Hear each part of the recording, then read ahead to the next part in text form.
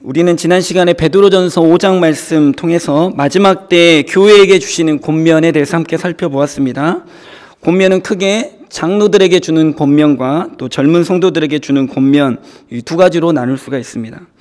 장로들에게 주는 권면은 너희 중에 있는 하나님의 양 무리를 치되 라는 말씀으로 시작합니다. 초대교회에서 장로의 가장 중요한 역할은 다름 아니라 하나님의 양 무리를 치는 것입니다. 쉬운 말로 하면 목양, 목회를 한다는 것이죠.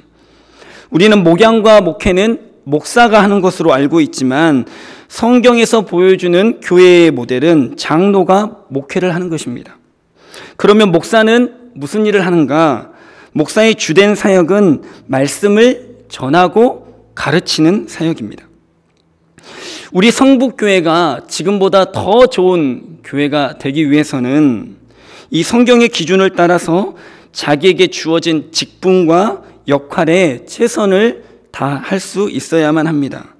목회자는 무엇보다도 말씀을 연구하고 그것을 가르치는 일에 최선을 다해야 할 것이고, 장로, 안수집사, 권사와 같은 직분을 가진 평신도 리더들은 구역의 식구들을 찾아가서 신방하고 또 마음속에 있는 이야기를 들어주고 위로하고 격려하는 일들을 감당해줘야만 합니다.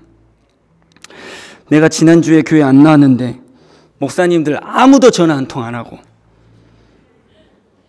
새가족, 서리집사님들까지는 그럴 수 있습니다. 그런데 권사님, 안수집사님, 장로님들은 그러시면 안 됩니다. 항존직은 오히려 제가 교회 빠지면 안 되는데 부득이하게 이번 주는 출석이 이런 상황 때문에 어렵게 되었습니다. 목사님이 잘 알고 이해해 주십시오. 이렇게 먼저 목회자에게 전화하거나 구역장에게 알려줘야 됩니다. 나 안 챙겨줬다고 서운하다고 막 이렇게 하시면 안 되는 거예요. 자기가 목양을 해야 되는데 나 목양해 주라고 이렇게 서운해 하시면 안 된다는 것이죠. 목양은 누가 해야 된다고요? 제가 방금 다 설명했는데, 목양은 누가 한다고요? 평신도 리더라고 대답하시면 됩니다. 다시 물어보겠습니다. 목양은 누가 합니까? 목양은 평신도 리더가 하는 것입니다. 목양을 할 때 세 가지 주의사항이 있다. 이것을 유념해서 목양을 해야 된다라고 베드로 사도가 장로들에게 권면을 합니다. 첫째, 하나님의 뜻을 따라 자원해서 해라. 그런데 교회 일을 하다 보면 자원해서 하는 경우보다는 해야 하니까 떠밀려서 하는 경우들이 많습니다. 그렇죠. 그러면 자원하는 마음이 없으니까 나 이제 다 그만둬야겠다. 교사도 그만두고 구역장도 그만두고 이러라는 이야기가 아니라 자원하는 마음이 생길 수 있도록 기도하라는 것이죠. 그런 기도는 안 해요. 그냥 그 부탁을 드리면 기도해 볼게요. 기도해 볼게요는 제가 이거 할까요 말까요가 아니라 하나님 저에게 이 일을 맡겨 주셨는데 저에게 자원하는 마음을 주십시오. 이것을 기도해야 되는 거예요. 주님 할까요 말까요? 이런 걸 기도하는 게 아니라는 것이죠. 자원하는 마음을 갖기 위해서 기도하셔야 됩니다. 또 교회는 성도들이 억지로 일할 수밖에 없는 그런 상황이 되지 않도록 교회 일을 간결하게 줄여나가는 어떤 제도적인 노력도 필요하게 됩니다. 두 번째 권면은 더러운 이득을 위하여 하지 말라, 기꺼이 하라라고 말씀하십니다. 더러운 이득이라 하면 돈에 관련된 것뿐만 아니라 명예와 칭찬에 관련된 것도 모두 포함하는 것입니다. 하나님의 일이니까 하나님의 영광을 위해서 해야 되는데 나 알아주라고, 나 드러내려고 해서는 안 된다라는 것이죠. 그것은 성경이 더러운 이득이다라고 말씀합니다. 세 번째, 주장하는 자세를 하지 말고 양의 무리의 본이 되어야 한다라고 권면하십니다. 쉽게 말하면 나는 안 하면서 뒤에서 이거 하세요 저거 하세요 지시해서는 안 된다라는 것입니다. 먼저 솔선수범해야 된다라고 권면하고 있습니다. 베드로 사도가 이렇게 장로들에게 권면을 마친 후에 젊은 성도들에게도 권면합니다. 그것은 한 가지인데 겸손하라 하는 것입니다. 이 겸손한 마음은 한 가지의 모습으로 두드러지게 드러난다라고 말씀하고 있는데 그것이 무엇이냐면 세워진 장로들에게 순종하는 것으로 드러난다라고 말씀하고 있습니다. 때로는 나와 생각이 맞지 않더라도 그것이 진리에 관련된 문제가 아니라 이럴 수도 있고 저럴 수도 있는 어떤 선택의 문제라면 장로들의 결정에 순종해야 된다. 이것이 겸손한 것이다 라고 말씀하고 있습니다. 이렇게 권면을 한 후에 최종적으로 장로와 젊은 사람들에게, 모든 교인들에게 이런 권면을 줍니다. 마지막 때가 가까이 왔으니 정신을 차리고 근신하여서 기도하라. 소위 기도 많이 하신다는 분들 중에 성경의 말씀과는 상관없이 자기의 경험이나 자기의 뜻대로 주장을 하시는 경우들을 종종 경험하게 됩니다. 그것은 기도는 오래 하고 기도는 많이 했을지라도 하나님 앞에서 정신 차리고 근신하여 기도하지 않고 자기의 뜻을 하나님께 기도하였기 때문입니다. 앞에 드렸던 권면들과 함께 적용해서 본다면 기도하지 않는 장로가 어떻게 목양할 수 있겠습니까? 기도하지 않는 성도가 어떻게 장로들에게 순종할 수 있겠습니까? 기도하지 않으면 아무것도 안 된다라는 말씀입니다. 그래서 우리는 성경대로, 내 마음대로 아니고 성경대로 신앙생활하기 위해서 기도해야 하는데 그냥 기도하는 것이 아니라 정신 차리고 근신하여서 하나님의 뜻을 구하는 기도해야 한다는 것이죠. 우리 옆에 계신 분들과 이렇게 축복하면서 인사하면 좋겠습니다. 정신 차리고 기도하십시다. 한 번 더 인사하실 때 이렇게 이야기합시다. 금요기도회에서 만납시다. 예. 제가 이제 여기 계신 분들은 다 금요기도에 나오셔야 돼요. 자, 이제 오늘 베드로후서 말씀 읽었는데요. 베드로후서 말씀 간단하게 살펴보겠습니다. 베드로후서는 베드로전서에 이어서 베드로 사도가 두 번째 쓴 편지이죠. 그럼 언제쯤 쓰여졌을까? 1장 14절의 말씀 한번 보시겠습니까? 눈으로 보시고 따라 읽어보시겠습니다. 이는 우리 주 예수 그리스도께서 내게 지시한 것 같이 나도 나의 장막을 벗어날 것이 임박한 줄을 알미라. 아멘. 요한복음에 보면은 베드로가 어떻게 죽게 되는지 예수님이 말씀하신 적이 있습니다. 베드로는 그때가 바로 지금이구나라는 것을 알고 있었습니다. 베드로는 로마의 기독교 박해 때 네로 황제에 의해서 순교를 당하는데, 그렇다면 이 베드로 후서는 베드로 사도가 순교하기 얼마 전에 쓰여진 서신임에 분명한 것 같습니다. 그러면 이 베드로가 죽기 전에 누구에게 편지를 썼는가? 1절 후반부의 말씀을 보면 우리 하나님과 구주 예수 그리스도의 의를 힘입어 동일하게 보배로운 믿음을 우리와 함께 받은 자들에게 편지한다라고 쓰고 있습니다. 근데 이것만 가지고는 베드로가 누구에게 편지를 쓰는지 잘 알 수가 없습니다. 그래서 3장 1절과 2절의 말씀도 같이 한번 읽어보겠습니다. 한 장만 뒤로 넘기시면요 있습니다. 3장에서 1절과 2절의 말씀 한번 읽어보겠습니다. 시작. 사랑하는 자들아, 내가 이제 이 둘째 편지를 너희에게 쓰노니 이 두 번째 편지로 너희의 진실한 마음을 일깨워 생각나게 하여 곧 거룩한 선지자들이 예언한 말씀과 주되신 구주께서 너희의 사도들로 말미암아 명하신 것을 아멘. 두 번째 편지를 쓰고 있다라고 베드로 사도가 본인이 스스로 고백하고 있죠. 그렇다면 이미 한 차례 편지를 받은 사람들에게 두 번째 편지를 쓴다라는 것을 우리가 상식적으로 알 수 있습니다. 그렇다면 여기에 큰 이견이 없는 한 베드로 전서를 받았던 사람들에게 동일하게 두 번째 편지인 베드로 후서를 보내고 있다. 그러니까 베드로 전서를 받아보는 사람과 베드로 후서를 받아보는 사람은 같은 사람이다라는 것을 우리가 알 수 있습니다. 그러면 베드로 전서를 받은 사람은 누구인가 기억나신지 모르겠어요. 베드로 전서 1장 1절에 2절 말씀 보니까 소아시아의 주요 도시 가운데 흩어져 있는 디아스포라 유대인들과 함께 신앙생활하고 있는 이방인 기독교인들에게 편지를 쓰고 있습니다. 특히 베드로 사도가 1절 말씀에 언급하고 있는 도시들은 황제의 환심을 사기 위해서 황제에게 어떤 사람들보다도 맹종하였던 사람들이 살고 있었던 도시입니다. 그래서 이곳에서는 다른 어떤 곳보다 기독교에 대한 박해도 더욱 심했습니다. 황제가 기독교 박해를 명령했으니까 황제의 명령을 따라서 기독교를 박해하는데 다른 지역보다 더 극심했던 지역이라는 것이죠. 그래서 이 지역에 살고 있는 사람들은 엄청난 고난을 당했을 것입니다. 종합해보면 베드로 사도는 본격적인 로마의 기독교 박해가 시작되면서 교회들, 특별히 소아시아의 지방, 베드로가 첫 번째 편지를 보냈던 그 지방에 살고 있는 교회와 성도들에게 여러분이 고난을 당하고 있지만 여러분이 고난을 이길 수 있어야만 됩니다. 믿음을 잃어버리지 마십시오 라고 유언과 같은 편지를 쓰고 있다라는 것을 우리가 알 수가 있습니다.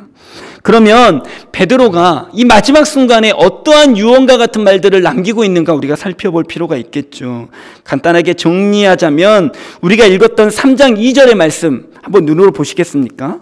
3장 2절을 보니까 거룩한 선지자들이 예언한 말씀과 사도들로 말미암아 명하신 것들을 기억나게 하려고 편지를 쓴다. 내가 이것을 가지고 편지한다라고 쓰고 있습니다. 왜냐하면 예수님이 이것을 명령하셨기 때문입니다. 우리가 잘 알고 있는 마태복음 28장 20절의 말씀, 내가 너에게 분부한 모든 것을 가르쳐 지키게 하라. 볼지어다 내가 세상 끝날까지 너희와 항상 함께 있으리라. 예수님이 너 딴 거 가르치면 안 된다. 내가 너한테 가르쳐준 거 그대로 가르쳐야 된다. 그것을 따라하게 해야 한다. 예수님 말씀하셨어요. 그래서 베드로가 자신의 죽음을 예감하고 그것을 다시 한번 종합해서 편지를 쓰고 있는 것입니다. 복음서가 기록되거나 서신서가 기록된 목적은 예수님께서 사도들에게 전해주었던 그 가르침을 그대로 있는 그대로 후대에 있는 성도들과 교회들에게 전하기 위해서입니다. 다른 것을 첨가하기 위해서가 아니라는 거예요. 우리가 사도신경으로 신앙을 고백하는 것도 이와 같은 이유입니다. 우리 나름대로의 신앙 고백을 하는 것이 아니라 사도들로부터 배운 것을 가지고 신앙 고백을 한다는 것이죠. 기회가 되면 이 사도신경에 관한 설교도 한번 준비하도록 하겠습니다. 지금까지 베드로후서의 대략적인 배경을 살펴보았습니다. 이제 본문을 좀 살펴보겠는데요. 먼저 베드로 사도는 소아시아에 흩어져 있는 성도들에게 자신과 같은 보배로운 믿음을 가진 자라고 이야기하고 있습니다. 이 믿음은 1절 말씀에서 알 수 있듯이 하나님과 구주 예수 그리스도의 의를 힘입어서 생긴 것입니다. 내가 무엇했다고 생긴 것이 아니라 오직 하나님의 은혜, 예수님의 은혜로 생긴 믿음이라는 것이죠. 사람의 행위와 공로, 직분이 조금도 끼어들 틈이 없는 완벽한, 완전한 하나님의 은혜를 의지하는 것, 이것이 믿음입니다. 믿음은 내가 부족한 부분을 하나님의 은혜를 더해가지고 100이라는 완전한 수를 만드는 것이 아닙니다. 믿음은 우리의 한없는 마이너스를 덮으시고 채우시는 하나님의 무한한 완전한 은혜를 의지하는 것입니다. 그래서 거기에서는 우리의 노력이나 우리의 어떤 행위나 어떠한 공로도 끼어들 틈이 없는 것입니다. 그런데 이 믿음이라는 것이 늘 존재하는 것이 아니라 상황이나 환경에 따라서 흔들린다는 것이 문제이죠. 마태복음 14장에 보면 물 위를 걸어오시는 예수님을 제자들이 만나게 됩니다. 풍랑 가운데서 만나게 되죠. 그때 우리가 잘 알고 있듯이 베드로가 예수님에게 말합니다. 주님이시거든 저로 하여금 물 위를 걷게 하소서. 예수님이 그래 와라 그러죠. 베드로가 담대하게 물 위로 껑충 뛰어들었습니다. 파도가 부는 그 바다 위에. 그리고 빠지지 않고 한 걸음 두 걸음 걷기 시작하죠. 믿음으로 물 위를 걸었습니다. 그런데 바람을 보고 두려워하자 빠지기 시작했습니다. 예수님이 믿음이 적은 자야 라고 왜 의심하였느냐고 꾸짖기도 하십니다. 믿음이라는 것은 물 위를 걷게 했지만 두려움으로 믿음이 흔들리기 시작하면 물에 빠지기 마련입니다. 이것은 베드로에게 너무나 중요한 신앙의 경험이었습니다. 그런데 이것보다 더 중요한 사건이 또 있죠. 이번엔 성경 한번 찾아보겠습니다. 누가복음 22장 31절 32절입니다.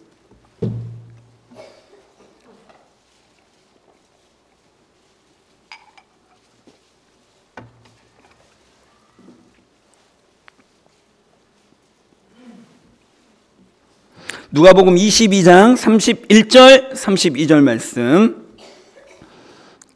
다 찾으신 것 같습니다. 그러면 우리 천천히 한 목소리로 읽도록 하겠습니다. 읽겠습니다. 시작. 시몬아 시몬아 보라 사탄이 너희를 밀가부르듯 하려고 요구하였으나 그러나 내가 너를 위하여 내 믿음이 떨어지지 않기를 기도하였노니 너는 돌이킨 후에 내 형제를 굳게 하라. 아멘. 예수님이 이렇게 말씀하신 것처럼 실제로 베드로는 믿음이 흔들려서 예수님을 3번이나 부인하게 됩니다.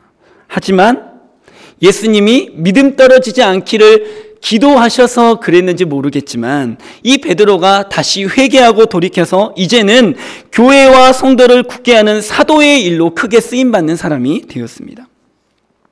베드로는 자신에게 일어난 이 일, 믿음으로 엄청난 일들을 행하고 또 이 믿음이 흔들릴 때는 아무 보잘것없이 무리에 빠져버리고 예수님을 부인할 수밖에 없는 자신의 연약함을 발견하게 된 것입니다. 그래서 로마가 기독교를 핍박하고 있을 때 예전에 자신이 믿음이 흔들려서 물에 빠지고 예수님을 부인한 것처럼 교회와 성도들이 예수님을 부인하고 물에 빠지는 것 같은 시험에 들 것 같아서 편지를 하면서 예수님의 마음처럼 성도들과 교회들의 믿음이 떨어지지 않기를 기도하며 편지를 쓰고 있는 것이죠. 2절 말씀을 읽어보겠습니다. 2절의 말씀입니다. 넘겨서요. 베드로 후서 1장 2절의 말씀. 하나님과 우리 주 예수를 알므로 은혜와 평강이 너희에게 더욱 많을지어다. 아멘. 이것은 형식적인 편지의 인사가 아닙니다. 실제로 고난과 핍박의 상황 가운데 있는 성도들에게 믿음을 지킬 수 있는 실제적인 방법입니다. 우리가 베드로의 경험을 함께 나누었습니다. 그리고 우리들은 삶에서 실제로 경험하고 있습니다. 상황과 환경에 따라서 우리의 믿음이 흔들리고 있다는 것 말입니다. 그런데 이 상황과 환경이 어떠하든지 흔들리지 않기 위해서는 하나님과 예수님이 상황과 환경이 주는 두려움보다 더 크신 분임을 분명히 알아야 됩니다. 그래서 그분을 알면 알수록 우리에게는 상황과 환경을 이길 수 있는 은혜와 평강이 선물로 주어지는 것이죠. 1절과 2절 말씀만 지금 읽었는데요. 살펴보았는데요. 여기에서 중요한 특징을 하나 또 발견하게 됩니다. 성도님들은 읽으실 때 별로 못 느끼고 지나가셨는지 모르겠지만 베드로 사도가 지금 편지를 쓸 때 의도적으로 하나님과 예수님을 같이 쓰고 있습니다. 편지를 할 때 함께 쓰고 있다는 것입니다. 그러니까 1절에서 보면 하나님의 은혜를 힘입어 이렇게 쓸 수도 있고 예수 그리스도의 의를 힘입어 라고도 쓸 수 있습니다. 2절 말씀도 마찬가지로 하나님을 알므로 라고 쓸 수도 있고 예수님을 알므로 이렇게 쓸 수도 있는데 하나님과 예수님 둘 중에 하나만 써도 되는데 충분히 이해가 될 수 있는데 하나님과 예수님의 의, 하나님과 예수님을 알므로 동시에 사용하고 있다는 것입니다. 이것은 베드로 후서 뒤쪽에 보면 거짓 교사들을 경계하는 내용이 나오는데 이것을 강조하기 위해서입니다. 당시 교회는 로마의 핍박도 너무나 큰 문제였는데 동시에 이단의 문제도 너무나 심각한 상황이었습니다. 이 거짓 교사들이 하는 일이 무엇이냐면 예수님이 우리의 구주 되심을 부인하는 것이었습니다. 하나님은 믿는데 예수님은 믿지 마라는 것이었어요. 2장 1절을 보시면 이들에 관해서 어떻게 설명하냐? 주를 부인하고 임박한 멸망을 스스로 취하는 자들이라고 말합니다. 3장 4절의 말씀도 보니까 주께서 강림하신다는 약속이 어디 있느냐고 성도들을 조롱하며 예수님의 재림을 부정하는 자들이 등장합니다. 그래서 베드로 사도는 고난에서 흔들리지 않는 믿음, 이단의 사상에서도 흔들리지 않는 믿음, 이 믿음을 가지려면 하나님을 알고 예수님을 알아야 된다라고 말하고 있는 것이죠. 그러면 예수님을 알면 되지 왜 하나님까지 굳이 붙이느냐? 예수님을 아는 것이 하나님을 바로 아는 길이기 때문입니다. 여러분 들어보십시오. 나는 구약은 믿는데 신약은 못 믿는다. 그럴 수 있을까요? 나는 하나님은 믿는데 예수님은 못 믿는다. 그럴 수 있을까요? 모두가 불가능한 것입니다. 왜냐하면 구약이 신약을 말하고 있기 때문입니다. 하나님이 예수님을 말하고 있기 때문입니다. 그래서 구약을 믿으면 신약을 믿을 수밖에 없고 하나님을 믿으면 예수님을 믿을 수밖에 없습니다. 이것은 마치 내가 너는 믿는데 네 말은 못 믿겠다. 말이 안 되죠. 말이 안 되는 거예요. 거짓 교사들이 그렇게 가르쳤다는 거예요. 하나님만 믿어. 예수님은 믿을 필요 없어. 이렇게 가르쳤다는 거예요. 우리가 잘 알고 있듯이 구약은 오실 예수님, 신약은 오신 예수님, 그리고 다시 오실 예수님에 관한 약속과 성취, 그리고 예언에 관련된 모든 하나님의 말씀이 담겨져 있습니다. 예수님은 하나님이 우리에게 주신 많은 구원의 방법 중에 한 가지가 아니라 유일한 방법입니다. 다른 이름으로는 구원을 얻을 만한 이름을 주신 적이 없다라고 말씀하십니다. 그러므로 예수님을 모른다는 것은 하나님을 모르는 것이고, 예수님을 거절하는 것은 하나님을 거절하는 것입니다. 3절의 말씀으로 넘어가면 조금 복잡하게 번역되어 있는데 핵심만을 짚어보면 우리가 예수님을 알아야 한다는 것입니다. 1, 2, 3절과 똑같죠. 왜냐하면 예수님을 아는 것은 고난이나 이단의 가르침에서 흔들리지 않을 수 있는 힘만 되는 것이 아니라 생명과 경건에 속한 모든 것을 주시는 통로가 되기 때문이다 라고 말하고 있습니다. 헬라어 원문을 살펴보면 여기서 생명이라는 단어는 그냥 육체의 생명을 말하는 단어가 아니라 영적인 생명을 뜻하는 조회라는 단어가 쓰여졌습니다. 그러니까 예수님을 알 때에만, 예수님을 믿을 때에만 영적인 생명, 구원이 있다라는 것입니다. 또한 경건에 해당하는 헬라어 원문도 살펴보면 올바르게라는 단어하고 예배하다라는 단어가 합쳐진 단어입니다. 두 단어를 합치면 무슨 뜻이죠? 올바르게 예배하는 것입니다. 올바르게 예배하는 것이 경건입니다. 이 말을 들을 때 저는 요한복음 4장의 말씀이 생각났습니다. 예수님께서 사마리아 수가성 여인을 찾아가실 때 이런 말씀을 하신 적이 있습니다. 4장 23절의 말씀. 아버지께 참되게 예배하는 자들은 영과 진리로 예배할 때가 오나니 곧 이때라. 아버지께서는 자기에게 이렇게 예배하는 자들을 찾으시느니라. 아멘. 하나님 아버지는 영과 진리로 예배하는 자를 찾고 계십니다. 아무렇게나 예배 드려서는 안 된다는 것이죠. 하나님께 발견되기 위해서는 영과 진리로 예배해야 되는데 예수님을 알 때만 경건, 즉 올바르게 예배할 수 있답니다. 무슨 말입니까? 예수님을 모르고서는 절대로 올바르게 예배할 수 없다라는 이야기죠. 오직 예수님을 알아야지만 하나님이 찾으시는 예배자가 된다라는 의미가 됩니다. 더 놀라운 사실은 올바르게 예배한다라는 이 경건의 말은 종교적인 의미만 담고 있는 것이 아니라 도덕과 윤리적인 삶을 포함하는 것입니다. 그래서 성경이 말하는 믿음이라는 것, 성경이 말하는 경건이라는 것, 그것은 교회 생활 열심히 하는 것을 가르치지 않습니다. 언제나 올바른 삶이 항상 뒤따르는 것이 성경이 말하는 경건이고 믿음인 것입니다. 이것에 대한 확실한 증거는 이어지는 4절의 말씀입니다. 4절 중반부터 보시면 이런 말씀이 나와 있습니다. 정욕 때문에 세상에서 썩어질 것을 피하여 신성한 성품에 참여하는 자가 되게 하려 하셨느니라. 예수님을 알므로 이렇게 된다는 것이죠. 예수님을 알면 어떻게 되느냐? 세상에서 썩어질 것을 구하는 인생으로 더 이상 살아가지 않고 이제는 신성한 성품에 참여하는 자가 된다. 예수님을 닮아가는 사람이 된다 라고 말씀하십니다. 그러면 저희는 1절부터 4절의 말씀만 살펴보았습니다. 이 말씀을 종합해 보자면 베드로 사도가 우리에게 하고자 하는 말씀은 무엇일까요? 하나님을 안다고 하지만 예수님을 모르면 그 믿음은 헛된 것이다. 하나님을 아는 사람이 어찌 예수님을 모를 수가 있겠느냐? 로마가 기독교를 핍박한다고 해서 하나님은 믿지만 예수님은 부인하는 유대교로 너희가 돌아가겠느냐? 아니면 예수님을 부인하는 이단 사상에 빠져서 그들처럼 종욕에 따라서 살아가겠느냐? 오직 예수님을 알 때만 고난을 이길 수 있고, 오직 예수님을 알 때만 영적인 생명이 주어지고, 오직 예수님을 알 때만 바르게 살아갈 수 있지 않느냐? 교회와 성도는 고난 앞에, 정욕 앞에, 이단 사상 앞에 흔들리지 말고 오직 예수 그리스도 알기를 힘써라 말씀하시는 것 아니겠습니까?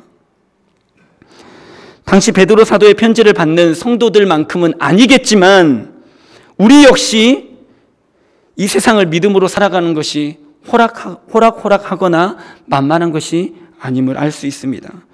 기독교에 대한 인식이 좋지 않아서 기독교인이라는 사실 하나 때문에 눈총을 받거나 조롱을 당하는 경우도 있습니다. 크고 작은 불이익을 묵묵히 감당해야 될 때도 있습니다. 뿐만 아니라 인터넷의 발달, 스마트폰의 보급, 24시간 우리를 유혹하는 쾌락이 우리를 졸졸졸 따라다닙니다. 세상은 죄를 더 이상 죄라고 말하지 않습니다. 잘못되고 틀린 것인데도 불구하고 그저 다른 것이라고 말합니다. 포용해야 된다라고 말합니다. 용납해야 된다라고 말합니다. 이런 상황에서 이만희가 보혜사다, 하나님 어머니를 믿어야 된다, 여러 이단도 활개치고 있습니다. 만만치 않죠. 우리가 이러한 세대 가운데서 믿음을 지키기 위해서는 오직 한 가지 방법밖에 없습니다. 베드로 사도가 우리에게 편지를 통해 권면하는 것처럼 오직 예수님 아는 것밖에 방법이 없습니다. 그래서 우리는 덮어두고 믿고 보자, 그냥 교회 안 빠지고 잘 출석하자, 이렇게 신앙생활을 해서는 안 됩니다. 이것으로 우리의 신앙생활에 마침표가 찍어지면 안 된다라는 것이죠. 예수님을 더 알아야 됩니다. 아멘이십니까? 충분히 안다라고 교만에 빠지지 마십시오. 예수님이 얼마나 크신 분인데 충분히 안다라고 말씀하시겠습니까? 우리는 턱없이 모릅니다. 더 깊이 알아야 되고 더 넓게 알아야 됩니다. 예수님 알기를 힘쓰는 신앙이 되어야만 합니다. 그래서 날마다 그 예수님을 알아가고 경험하고 닮아가는 신앙의 걸음이 우리 안에 있을 때에 비로소 고난을 이기게 되고 이단의 유혹도 이기게 되고 정욕을 이기게 되어 마지막 날에 부끄러움 없이 하나님 앞에 칭찬받는 성도로 서게 되는 줄로 믿습니다. 이 일에 크게 힘쓰시는 저와 여러분 되시기를 예수님의 이름으로 축복합니다. 아멘. 기도하겠습니다. 하나님,